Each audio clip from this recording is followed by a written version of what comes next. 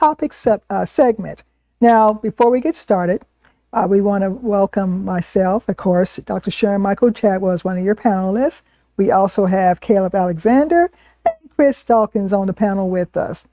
Now, a lot has gone on during the week, and we try to, in the past 2 weeks, 3 weeks, a lot has been going on. And we're going to try to get you caught up on some of the events that have, the events have been happening with our opinions about the subject. So the first thing we want to talk about are these doggone South Afrikaners coming into the United States over black and brown migrants. Now, we know that there's been some false claims that the white Afrikaners are being killed over there via genocide. And they had that claim has been debunked all over the place. And we also know that the vetting of these white Afrikaners has been questionable, because one of the reasons why they were allowed to come over here is because under the guise of they were farmers. Well, a lot of these folks are not farmers. In fact, a lot of these folks are really living the dream of their ancestors of being they are the children of apartheid, and they're bringing over some of their bad habits into the country. So we're going to go ahead and start this conversation. I know that the South African president has come on. Fred, I wish you were here, because you had a lot to say to me when you talked to me the other day about the subject. So who wants to go at it first? Caleb? Chris? Caleb. Chris? Oh. So no, it's of course, like you said, Doc, it's been debunked many times over, right? There is no white genocide in South Africa, and like the president of South Africa stated, there's violence. There's violence in every country, right? And so these are acts of criminality. You know, people would get robbed. You know what I mean? If you see people see somebody with a fancy car or whatever, people want to, people rob. But that's it. That's here. That's everywhere. That's all over Europe. That's everywhere. And so, and the simple fact of the matter is, the majority of people who have a lot of money and the nice cars and the BMWs and the Mercedes are going to be white folks. And that's the legacy of apartheid. It's the legacy of colonialism. You know what I mean? And so those people, when you talk about the repatriation of the land, you have to start off with, how did they get the land in the first place? They stole it. Right. And so when when the government says, okay, look, apartheid is over with, we have this Truth and Reconciliation Commission, and we're going to continue this process that was started under Mandela, and we're going to repatriate the land to its rightful owners, because South Africa was still moving people off the land up until Mandela became president. You know what I mean? And so they were still, this is what, the 90s, they were still taking land from black folks and giving it to white folks. Let me ask a question, and please correct me, and I don't know the answer to this, but if white folks are killing white folks, Russia, Ukraine, if white folks are killing black folks, that's happening in a lot of places, okay. But when it's black folks, just assuming, let's assume that the South African thing is correct, which it ain't. We know it's not. Right. But let's just assume. But it's a crime when black folks are killing white folks. So all these other things can happen, but if it's black folks killing white folks, then they want to take action. Right. Am I? No, there's a historical truth to what you're saying. Okay. You got more brothers who were hung from trees on the thought that they were getting ready to kill someone white. Absolutely. Absolutely. And I mean, this is the thing. He wants to invent a fake genocide that's not happening when there's a real genocide happening right now in Palestine that they don't want to call genocide. Right. They don't want to talk about. Right. The media has put a complete blackout on the numbers of deaths of Palestinians, right? So you don't have to invent a fake genocide. If you really want to talk about a genocide, there's one happening. You know what I mean? And so if you just want to bring white folks over here just say and replenish the white population, say it. Say you got the idea from Elon Musk and the rest of your South African backers, and that you just want to bring more white folks into this country and do it. Well, this guy is never going to tell the truth. I don't know why. Ain't nobody going to do that to him. As a matter of fact, his own folks will love him more. He loves lying more than he loves saying anything out. He practices lying. And he ain't even got to lie about it, because his own folks don't care. Just say it, man. Look, white birth rates have been down. The reason we've been against abortion is because we're not against abortion for other folks, but we don't want white women to have abortions because our numbers are going down. Right. So look, this is our idea. We're going to bring some white folks from South Africa over here. And I don't know if you noticed the pictures of the South Afrikaners who are coming in. A lot of them have small kids. Absolutely. So that's telling you, they can produce babies. Now, how many folks did they bring in? 50 folks? 50 something so far. So I guess if these 50 folks are going to save white America, they're gonna try to bring in more. But see, that's the thing. Only 50 something wanted to come over here. The rest of them are living really nice in South Africa. Those are for genocide victims. Those are some pretty healthy fat white folks. You know what I mean? To be fleeing genocide. So there's a rumor that these white folks who have come over from South Africa, first of all, they lied on the application. A lot of them are not farmers. Right. One guy, there's a video, there's a link I gave you, Carl, where the man not only lied, he left his mama over there to come over here. And so there is a rumor that that several of these folks who come over, this guy right here, Charles Cleanhouse, supposedly these folks are here as not mercenaries, but to be used as I wouldn't. I know what you're talking about. I wouldn't be surprised. They'll be the ones with the yellow shirt and the black mask out there supporting Trump and his own little private, militia, whatever. I wouldn't be surprised. So a lot of white folks. Okay, so we got these white folks coming in from South Africa, but guess who's raising sand about that now? The white farmers who've lost their land, and now a lot of their land is going to these South Africans, and so they're not happy that whatever benefits they were given, why do you give them to not us, to the white folk farmers who are from the United States? Right. So what's interesting about this whole South African bit that can really tick you off is that Republicans were really raising sand about what was happening up in New York. The fact that that the migrants that they were given cars, housing, food, whatever, right? Well, guess what? These South Africans are getting the same. Exactly. Plus a fast track to citizenship. Yeah.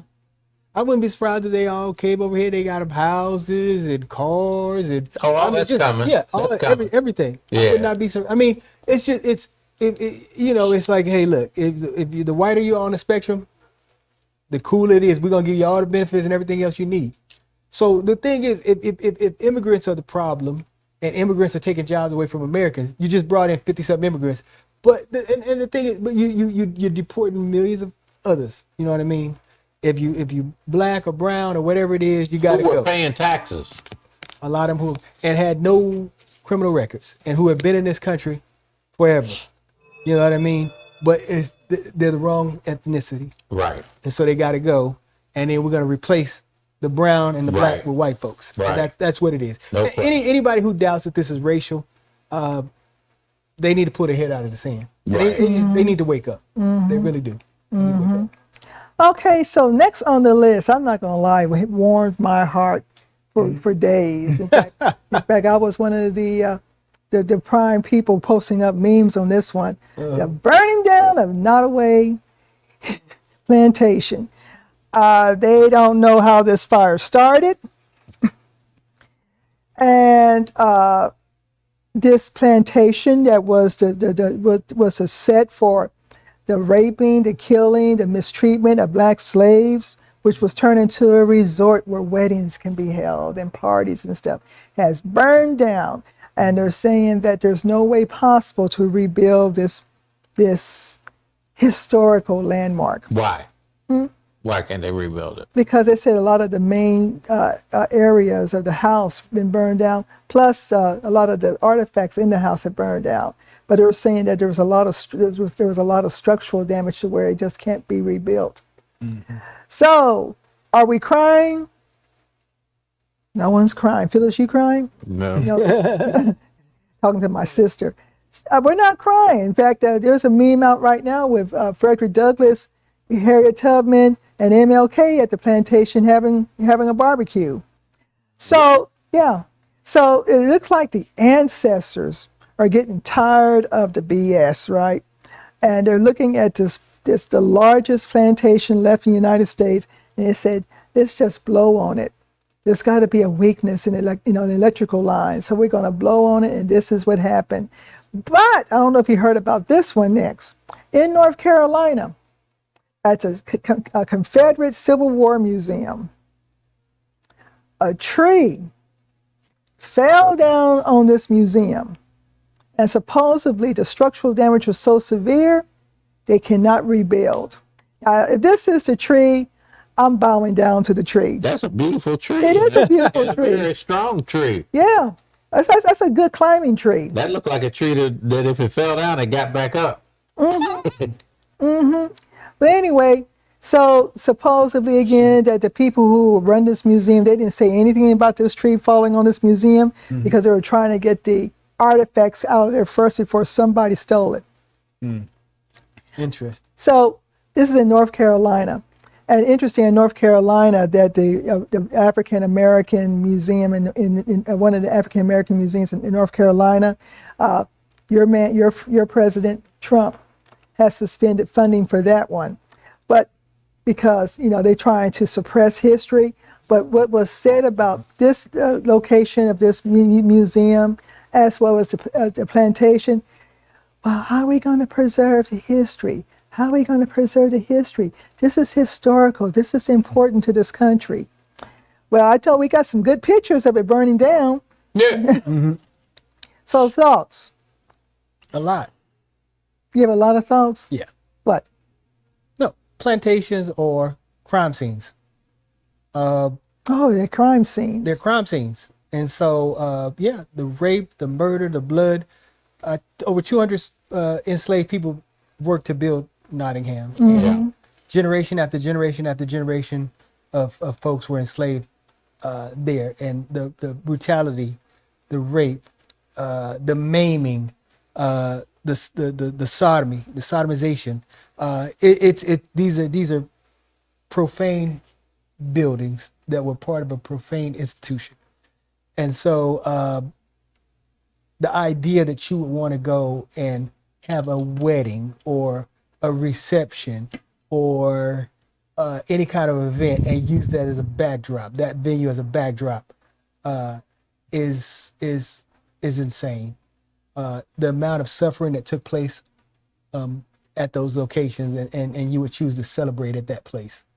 And so that says a lot about this country, that they would even turn those places into those kind of venues. Says a lot about this country, and this country needs a racial reckoning because it never had one, and it definitely needs one. Well, look, the ancestors are working it now to where they're just going to start burning it down. I'm waiting to see what's going to burn down next, to be honest with you. So honestly, I'm one of the ones. I visited every plantation on River Road, and I visited Nottoway. I have pictures of Nottoway, and I use it as a learning for my kids. Took them to Nottoway. We had a conversation about what took place there. Some of the things that I learned was that a lot of there are generations of people who still live in that area, whose families were enslaved along those River Road plantations, and they never left those communities. They're full of poverty. And I also learned that a lot of those plantations are still working plantations. Wow. A lot of those plantations, they still grow sugarcane and other items at those plantations. Yeah. That right there is profane. When I went to Mount Vernon and, saw the big house, but I wanted to see where the folks live. And there was a certain spirit in those plantation facilities, those I guess cabins, homes. And Mount Vernon was a little bit different. They're more like apartments over there. But there was a certain spirit, almost an eeriness that you felt, that the spirit is still alive there. So when this place burned down, even though the memes were there, but you saw the memes of the spirits drinking wine and rocking chairs. To me, there was a lot of truth to that because they're seeing it is coming down. What are your thoughts about the burning of these places? I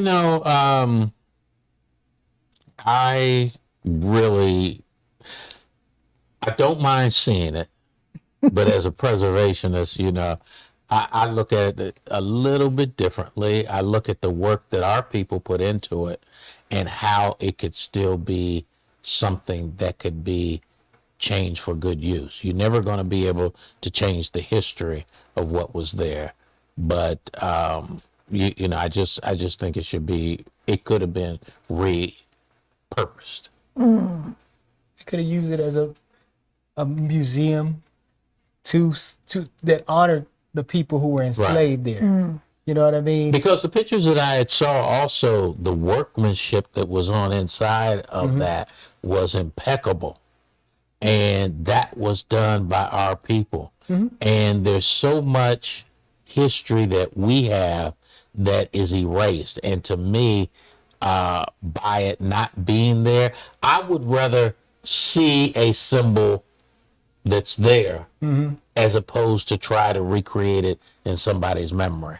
Right. Because kids nowadays with videos and other stuff like that, they need to see real stuff. There are. You mean Sorry I went there. that's okay, because there's a young brother in an article that I read a couple of years back where he bought a plantation home that his ancestors happened to have been enslaved on. Right. And so he bought that house. A couple of sisters, and I think in Louisiana, They did. bought a plantation that they're going to turn it into an Airbnb. Right. So I think, you know, to your point, a lot of our folks are looking at these plantations to see how can we take that information and build on it. It's almost like here in San Antonio, nobody wants to talk about the enslavement of black folks in the Alamo. Right. You know, the only person who talks about it is Mario Salas, And right? they don't even want to talk about what the cause of the fight at the Alamo was about. So, you know, so it's kind of like, you know, they don't want us to talk about slavery. In fact, their man Trump is trying to erase the history of January 6th. Now, I know that that's not going to happen because too many of us saw it. Okay? But there's this movement just to erase anything negative about black folks. I mean, negative about white folks from the conversation. The thing is, right, you cannot preserve Southern history without talking about without it. talking about black folks. You can't talk about the Confederacy without black folks. There is no Confederacy. Right. If you go back and look at each and every single secession document, every one of them talks about the reason for the secession, and it was over slavery. So you can't separate black folks in this country, black history, and set that aside if you want to preserve the history of the Confederacy. You have to talk about why the Confederacy came into existence. You know what I mean? And The Civil War didn't just happen in right. It didn't just happen in a. we're going to have a war. Yeah, just because, you know what I mean? It's just, it's just intramural sport. You know what I mean? We're just going to go out there like a volleyball game or something. But no, you have to talk about why it happened. You have to talk about, and that's the whole thing about the 1619 Project. And they're also up in arms about it. But that talks about America through the lens of the first Africans that arrived in this country. They know that, you know what I mean? And they know what the entire thing is about, but they just, they want to stick their head in the sand. They want to lie. They want to pick and choose American history and what we want to talk about. And, you know, you can't be ashamed of what your ancestors did. You have to face it. It's the truth. It's what they did. It's why you have the privilege you have today. It's why you have built up all these savings over time. That's why you have educational advantage. That's why there's a disparity between black household incomes and white household incomes, or black wealth and white wealth. You know what I'm saying? There's an educational gap. All these are the legacies of the things that your ancestors did, the choices they made. You can't run from them, you can't hide them, and you shouldn't run from them, you shouldn't hide them. You know what I mean? You have to tell the truth. You know. But and to your point, Chris, a lot of the furnitures inside that plantation were built by the enslaved people. And so as long if you're gonna have a plantation house, right? Tell the truth about it. Use it not as a wedding venue, but as a museum, as that tells the truth about America.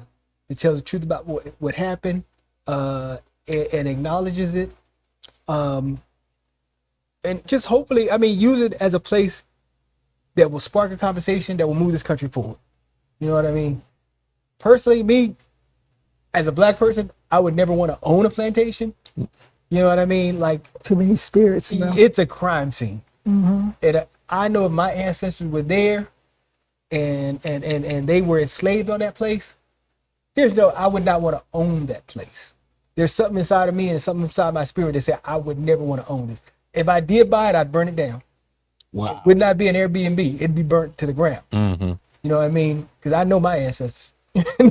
And they'd haunt me every night. If I owned that place and it was still standing, my ancestors, they'd come to me every night. Boy, what's wrong with you? You know what I mean? No, yeah. I don't agree with that part about black folks buying. And I see people celebrating that. Oh, we own the plantation now. You know what I mean? That's okay. You know what I mean? That's like me buying. Oh, I own the cemetery now. You know what I mean? Like, no, that's nasty. That's just, no. Anyway, that's my. You went there on that one. I did. All right, next story coming up. LaMonica, see, what's her last name? McIver?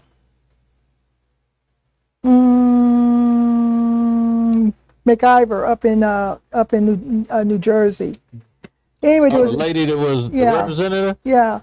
There was a visit to the mayor of that area went over to visit the ICE facilities Ras Baraka. to see how the I'm gonna call them the clients were being treated, and she was there in support of his actions. Well, the ICE folks came out, started roughing up some folks, and they started trying to rough up her. You know, she could have just tapped somebody. Well, they're filing assault charges on her, trying to throw her in jail and everything else.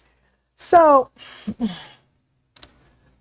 the back of my mind, this is just some cosplaying going on. Okay. I even question the ICE agents. Were they legal ICE agents? Because you can go to eBay and order up ICE jackets for like $20. Okay. So who are all these people? Why do they feel that she had to be arrested for assault? And you know, again, if you touch just like that, oh, that's assault.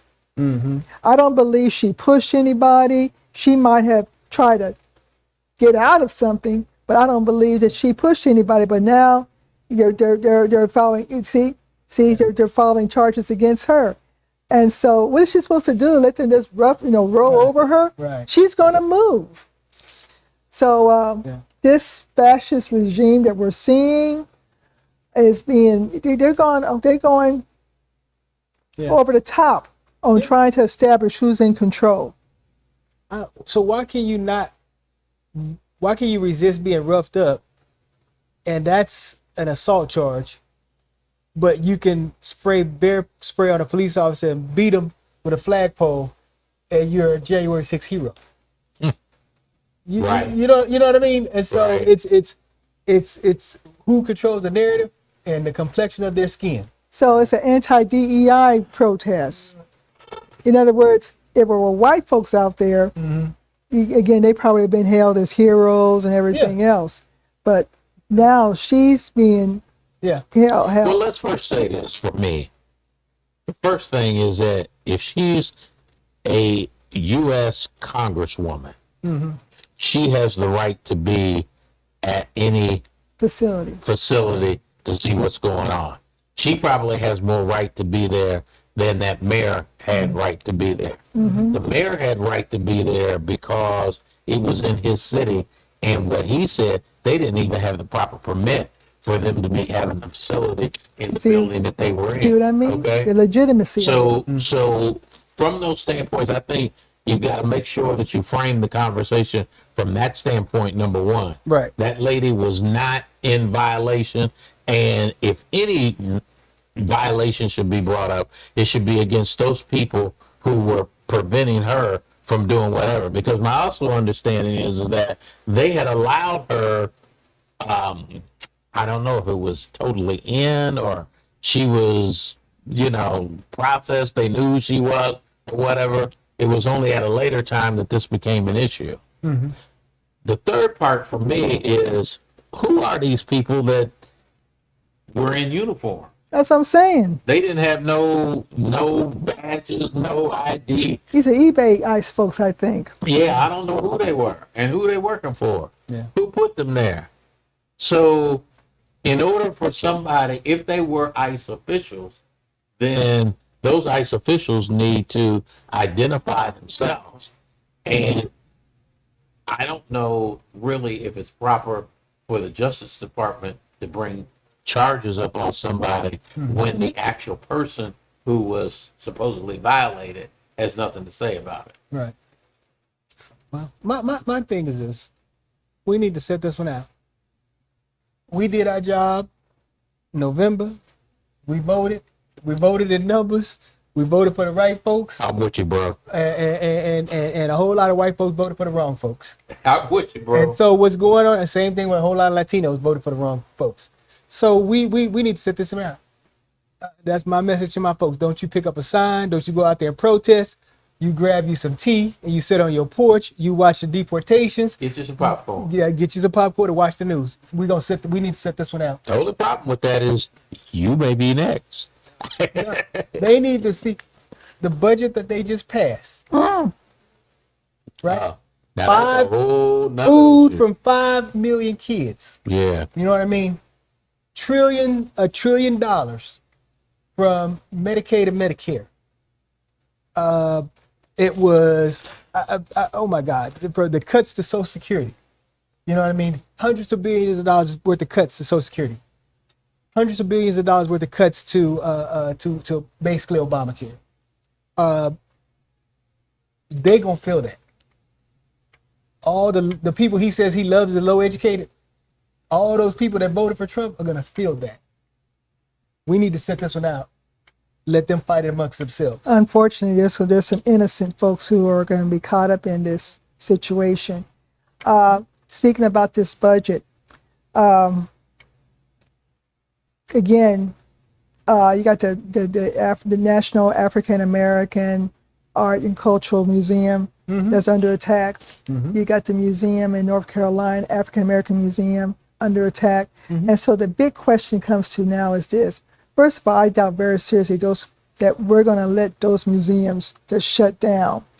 What's going to force us as Black Americans is to rethink how we donate money and to how we're spending our money, to where we may have to start allocating certain portions of our budget to support certain pieces of our historical landmarks, because they're not going to be supported.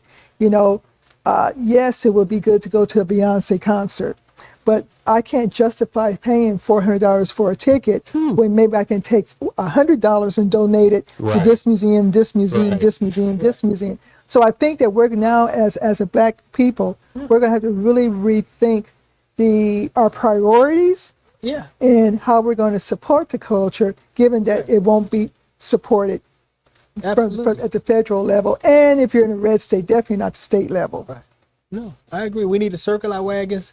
We need to have our own backs, get ourselves, and weather this storm, and let them fight it out. If Beyonce is listening to it, look, girl, you got great concerts, but you don't need the money at this point. No, we need to rethink, those large tickets. If you paying $400 for a Beyonce ticket, you in the rafters. Because Beyonce tickets are way but you know what I'm saying. I know, I'm just saying. Yeah, she definitely don't need the money, because her tickets would be $8,000, $9,000. But no, you're absolutely correct. What we need to do at this time. You know what I mean? And we need to definitely, because get ourselves in North Carolina, that particular museum, part of the funding, and it happens to a lot of museums.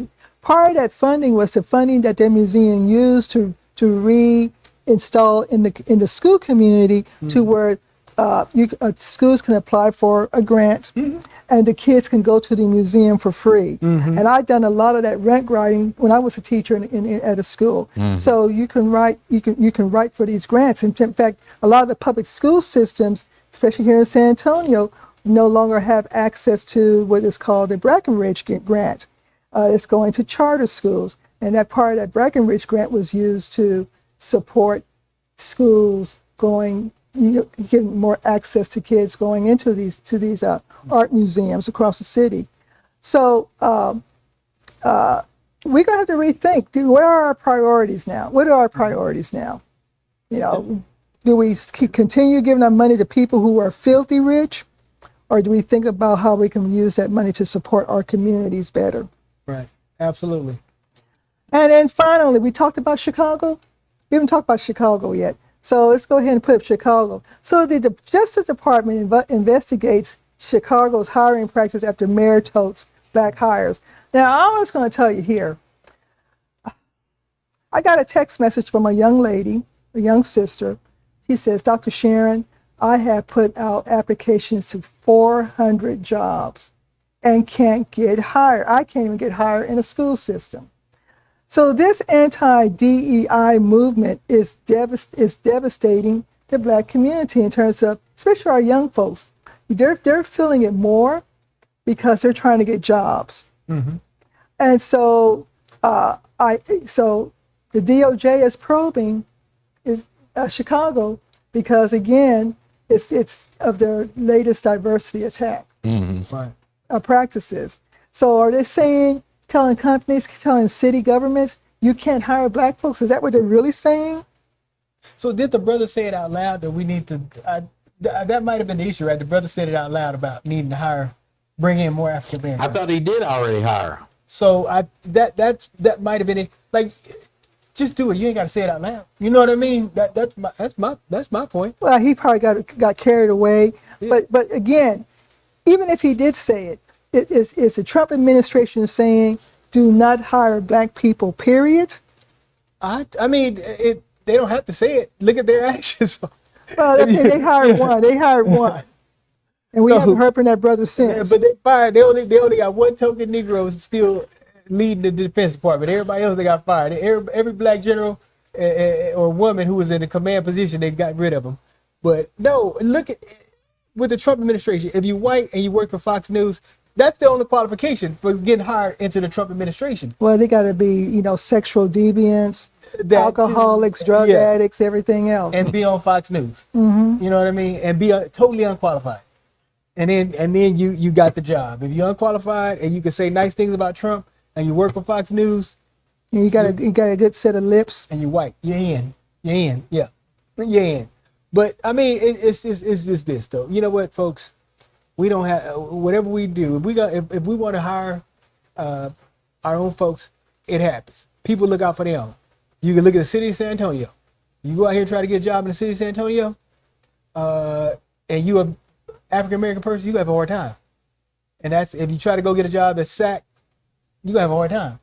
You know what I mean? If you're not Latino, and it's the truth. It's the fact of the matter. So if you are in a position to hire folks and you African American, hire them. You ain't got to publicize it. They don't publicize it. You know what I mean? You thank them for coming by. You tell them you go review the application, and you keep on moving till you find the right black person to stay that job. You don't have to broadcast it. You know, we got to be smarter than that. We got to be more strategic than that. Everything ain't got to be done above board. You know, they got a whole bunch of secret societies out there that we only gonna hire our own folk. We only gonna look out for our own folk. We need to have our own. Well, look here, man. We a wink and a nod. You know what I'm saying? You see me HEB walking, I give you that wink and that nod. You know, that means we on code. We need to get a wink and a nod. You know what I mean? And if you see me at the office and I can hire you, I'm gonna give you that wink and a nod. You just know, okay? You know, hey, there it is. Hey. Right? That's it. Yeah, you know what I'm saying? What's understood don't need to be said. You know what I mean? So, hey, that's my point. You know what I'm saying? Well, we've had a lot to say today, haven't we? We have. Yeah, and it's great to be back. We were off for a couple of weeks. Yeah, so it's good to see you guys again. Yeah. But anyway, we're hoping that you enjoyed today's show. We want to thank Carl Booker, our producer, for putting this show together. You want to talk about this before we go? I just want to promote Black Life Texas, Black Life San Antonio. And this is a new, it's the new edition, but it's a paper that's been around in our community for at least, I think, a year and a half. And I'm so proud of it, the work that's being done. The articles that are written are very well written, and the graphics in here are very good.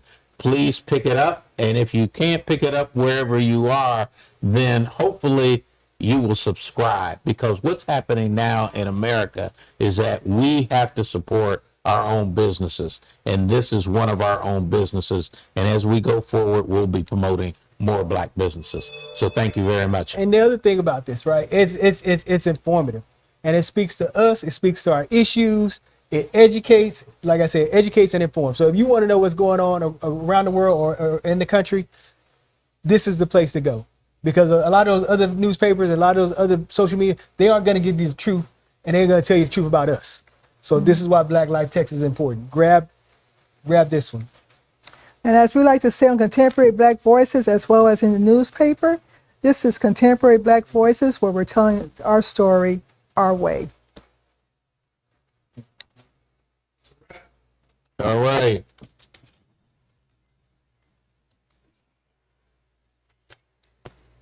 No comment. So you think that